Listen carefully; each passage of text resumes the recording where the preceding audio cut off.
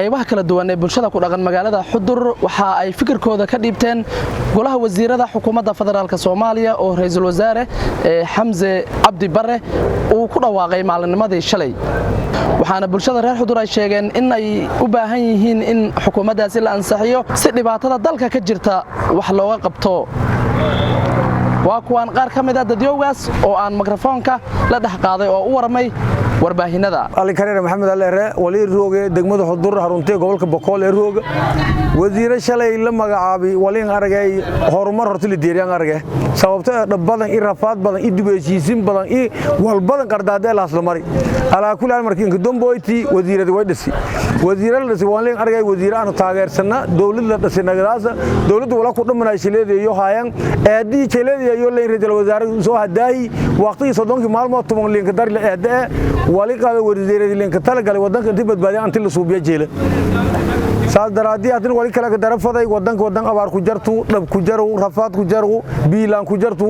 emergency qob shaqadii islahay wasaaradii islahay si degdeg ah in kool gal leedan fade tan saddex aan fado wali waaya baarlamaanka wali ku codsaday oo boqolkiiba boqol ku codsaday intii baarlamaanka federaalka Soomaaliya ansaxiyo sababtoo ah hoobaad ma ansaxiyo coddig naga dhab kala hatan reelin dhilay nagadaas anti dhifadii la fiiridaas ka dhawaatada qab rafaadka qab oo ummadka nool wadamadii oo yoodhan oo baahan abaartu ku jartay qofka soo hooli liindarsi wasiirka ay ambaaha hooli qabto la faday hadii la hanaga aqabad kale koona hadan dadkiisoo kanaga tiilaynagadaas wali arfaday baarlamaanka degdeg ansaxiyo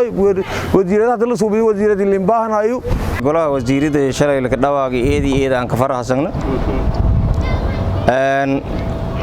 marnamaadna sidaad ka faraxsana wali ku codsadaan wax qabada ay ku codsadaan dalka wal qabada aan baahanyi inay la horooyo aan baahanyi inay wasaaradu shaqeeyaan ay aan baahanyi isku dhawaaqo leeyahay wali ku codsadaan inay wasiiro shaqadii leenka tala galay la gulbase macquul aan fulayso Michael Eden ka faraxsana siideenta muqtara oo Eden ka faraxsana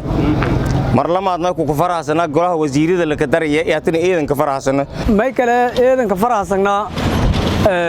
wasiirinta oo shalay la magacaabay dawladda federaalka ha magacaabtay markaan Michael Eden ka faraxsana hadana siideenta oo odaygii helidheer noo hiray oo hatta la hadhay madaxweynaha ilaa ra'iisul wasaare dhamaan antiiba dawladda helbuk hayta yadan ka madaliyaan baadije wali la fadayna haba bilaa reer Boqol madiina wadankayna baahiyoyin badan wala ku jira markaan jihirin ku jira dhabayaala wasiirintii oo shalay la magacaabay may ku fadaan haba bilaa ani wasiir kasta meelus leen magacaabay shaqada u simadaaslay inuu sahal laba raabo meelin dooradii isku shaqeeyo lankasta meeliyada wax qobdiyay oo dadnamo nin ku argo eedanku rajeen hadii ilaahay yar markaan guud ahaan hatana may kale codsadaan inuu reer Boqol madiina wasiirintii hata la magacaabay ilaa dawladda dhamaantii inuu dhanaga kiidayno hadiyaano yeedan rajeen hadii ilaahay yar insha Allah aragaane suguule waan hadhowaayana golaha wasiirada la magacaabay shalay maadaama golo wasiir oo ku jeedan deegaanada Bay Boqol intii ka furfurcoonaytay lagu magacaabay maadaama dalka ambaahiisa matbixin maadaama ambaahi way arag aqoon yahana dad furfurcoon ambaahnay wal magacaabay hadhowaayana hadii ilaahay waan hadhowaayana waan la shaqeeyana insha Allah tan kale way ku codsadaan baarlamaanka Soomaaliya in ay iyo ansixiyaan golahaas wasiirada tan kale way ku codsadaan wasiirada la magacaabay in inaga nahaani hor haato oo dalkan habaabi dalkan digili marfleeg geedan dhaki